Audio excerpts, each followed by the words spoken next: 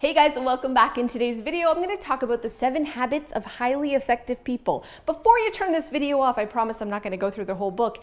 It's very dry. Let me just say that. But it does talk about the 7 habits that almost all successful people have. So I'm going to break it down for you, make it not so boring, and also show you how you can use these habits in your home.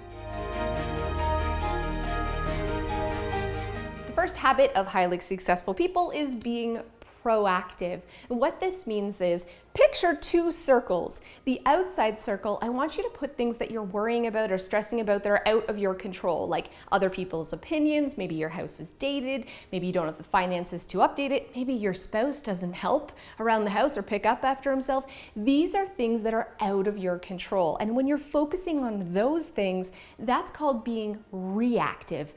Why are you wasting time and energy on things that you have 0 control over? Instead, we want to be proactive.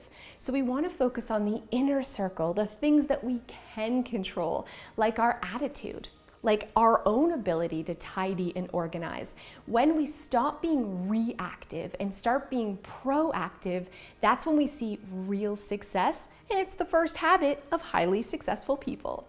The second habit that he discusses in the book, 7 Habits for Highly Effective People, is begin with the end in mind. And what that really means when it comes to your home is, I want you to think about not, I want a clean house, but what that's going to give you. Do you want a home that feels relaxing? Do you want to have more time, less stress?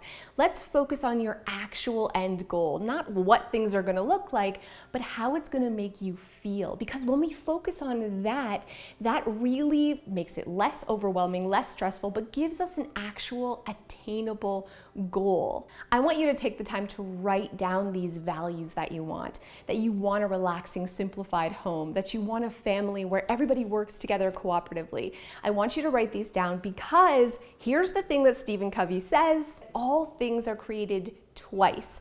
The first way you create something is thinking of it, writing it down. It's coming up with the idea or coming up with the value, the goal that you want to achieve. And the second part of that is just by having it, that's how you actually achieve it and make it happen. So everything that you want, you have to create twice. First, by making your path, by making your goal, by making your blueprint, and second, making it happen. Habit number 3 is put first things first. Basically, this just means prioritizing. We all have a million things that we want to do and achieve and accomplish in a day. We can get really sidetracked and procrastinate to the things that probably aren't as important because they're more fun. It's actually our brain's survival mechanism that causes procrastination. Our brain doesn't want us to do hard work. It wants us to conserve energy for when we have to chase down that gazelle later, right? That's why we avoid doing things that are hard or uncomfortable. It's totally nature, but you gotta slap nature's hand away and put first things first.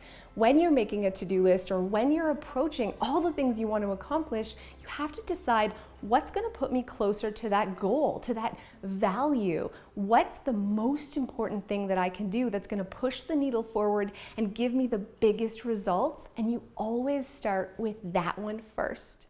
Habit number 4 is think win-win. I think it's human nature for us to always sort of battle other people, and this really pertains to inside your home.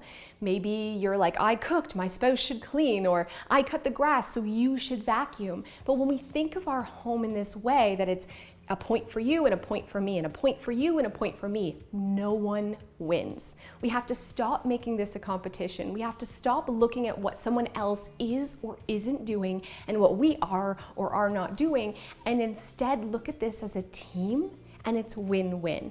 Maybe you're always doing the dishes and you wish your spouse would help out more. I get that, but I really want you to just constantly remind yourself everyone wins when the dishes are done, and that's all that matters. It isn't who did it, and we're not gonna nitpick and we're not gonna keep score. We're gonna think win-win. Habit number 5 is seek first to understand and then to be understood. And again, this applies in the home with your family, with your spouse, when it comes to their cleaning style, their organizing style, maybe they're dropping things all over the place, maybe why won't you put your dirty clothes in the hamper? Why are you putting it beside the hamper? Instead of nagging, instead of trying to convince them to see it your way or do it your way, we always seek first to understand where they're coming from. Maybe they organize differently. Have them take the Clutterbug test. Really try to talk to them or look at it from their side. Maybe they're the type of person who just isn't going to open a hamper lid and you need to get one without. We always come from the approach of seeking to understand before we want to be understood. And that's the 5th habit of highly effective people. Habit number 6 is synergize. I had to Google what this meant.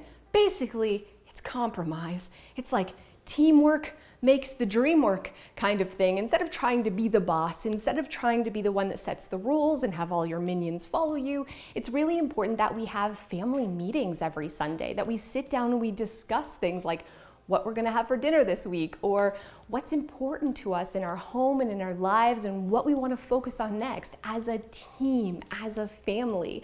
Because you're gonna be surprised at how insightful and brilliant your children, and maybe even spouse, I don't know, I'm just saying, there is only good things that can come from including everyone and listening to everyone's ideas and really compromising when it comes to running a home.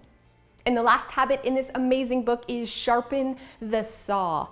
What the heck does that mean? I also had to read the book a couple times to understand. Basically, it means self-care. It means sharpening the saw means that you're gonna take care of yourself physically and emotionally and spiritually and all the other lees that you could take care of. It means getting enough sleep. It means going for a walk or exercising. It means eating right. It means recharging your battery if you're feeling overwhelmed.